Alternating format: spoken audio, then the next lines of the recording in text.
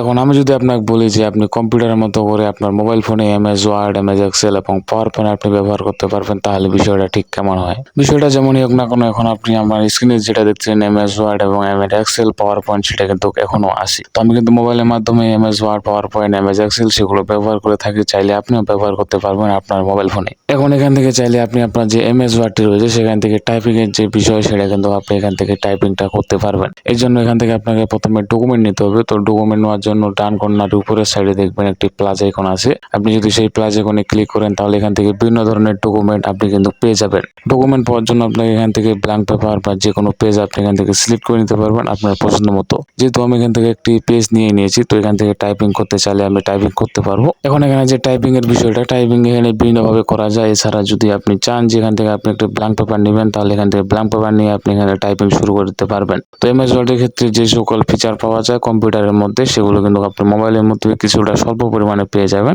কেননা কম্পিউটারের মতো করে সব ফিচার আপনি মোবাইলে পাবেন না। যেহেতু এটা মোবাইল, তাই কম্পিউটারের যে সকল ফিচার রয়েছে সেগুলো সব ফিচার আপনি পাবেন না। তবে সীমিত সংখ্যক কিছু ফিচার বাদ যেতে পারে। তবে সকল ধরনের যে বিষয়গুলো আছে, অর্থাৎ সাধারণ যে বিষয়গুলো আছে, সেগুলো সব বিষয় কিন্তু আপনি এমএস ওয়ার্ডের ক্ষেত্রে সব সুবিধা পাইতে পারেন মোবাইলের মাধ্যমে।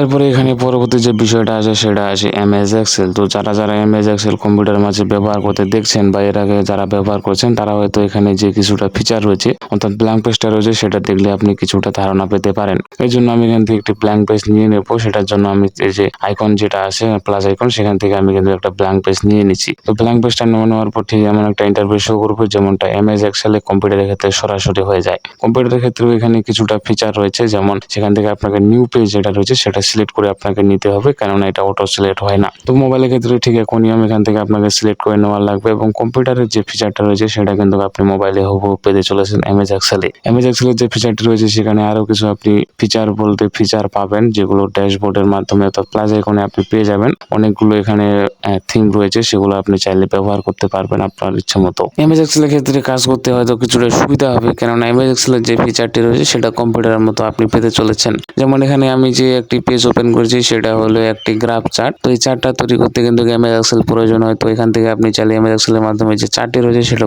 পরিবর্তন বা এটাকে নতুন ভাবে কোনো আকার আপনি চাইলে দিতে পারবেন এমএস এক্সেলের মাধ্যমে। তবে এখানে কাজ করতে কিছুটা অসুবিধা হয়, তবে কাজ করা যায়। এখন এখানে পরবর্তী যে বিষয়টা আছে সেটা হলো এমএস ওয়ার্ড না, এটা হলো power point. MS power point যেটাকে আমরা বলে থাকি। তো পাওয়ার পয়েন্টের কাজ হলো বিভিন্ন ধরনের ছবি, গ্রাফিক ডিজাইন, এই ধরনের কিছু তৈরি করা। তো এর জন্য আমরা এখান থেকে এমএস ওয়ার্ড ওপেন করে নেবো। এমএস ওয়ার্ড ওপেন করার পর এখান থেকে একটি নতুন ট্যাব নিয়ে নেবো। তো নিউ ট্যাব নেওয়ার জন্য আমরা প্লাস আইকনে ক্লিক করবো। এখান থেকে আপনি চাইলে যে কোনো ট্যাব আপনি এখান থেকে নিয়ে নিতে পারবেন শুধুমাত্র দেখার জন্য। এছাড়া যদি আপনি চান এখান থেকে ব্ল্যাঙ্ক পেজ যেটা রয়েছে, সাদা পেজ, সেটা আপনি এখান থেকে কিন্তু নিয়ে সিলেক্ট করতে পারেন। এর জন্য প্রথমত আমি এখান থেকে একটা পেজ নিয়ে নিলাম। তো পেজটা ওপেন হয়ে গেছে। এখান থেকে কিন্তু একটা গ্রাফিক ডিজাইন, অর্থাৎ ডিজাইনের যে কাজটি রয়েছে সেটা কিন্তু পাওয়ার পয়েন্ট থেকে করা হয়ে থাকে। এখান থেকে আপনি চাইলে বিভিন্ন ধরনের ডিজাইন আপনি করতে পারবেন, অথবা ব্ল্যাঙ্ক পেজ যেটা রয়েছে সেখান থেকে আপনি নিজের ডিজাইন তৈরি করতে পারবেন। এই জন্য আমি এখানে একটি পেজ ওপেন করেছি। এখান থেকে যে ডিজাইনটি রয়েছে সেটা আপনি চাইলে রিমুভ বা এটাকে আরো নতুন ভাবে তৈরি করতে পারবেন আপনার ইচ্ছা মতো। এরকম ভাবে চাইলে আপনি আবার নতুন পেজ নিয়ে নতুন করে কাজ শুরু করতে পারবেন এমএস এক্সেলে। শুধুমাত্র এমএস এক্সেল না, MS Word, MS PowerPoint, MS Excel, এই তিনটা দিয়ে আপনি কাজ করতে পারবেন। তবে কাজ করার জন্য এখানে কিছু সীমাবদ্ধতা রয়েছে, কেননা কম্পিউটারের মতো সুবিধা আপনি মোবাইলে পেতে পারেন না, তো আপনি পাবেন না। তাই আপনাকে এখানে কিছু সীমাবদ্ধতার সম্মুখীন হতে পারে। এখন কিছু সীমাবদ্ধতার মাঝে থেকে যদি আপনি মোবাইলের মাঝে MS Word, PowerPoint, MS Excel ব্যবহার করতে চান, তাহলে আপনি এই তিনটা যে অ্যাপস রয়েছে সেটা আপনাকে নামিয়ে নিতে পারবেন। এটা আপনি ক্রোম ব্রাউজার অথবা প্লে স্টোর থেকে আপনি পেয়ে যাবেন। যদি এই বিষয়গুলোর উপর আপনার আরো কিছু জানার থাকে তো অবশ্যই আমাকে কমেন্ট বক্সে জানাতে পারেন, আমি আপনাদেরকে জানিয়ে দেবো।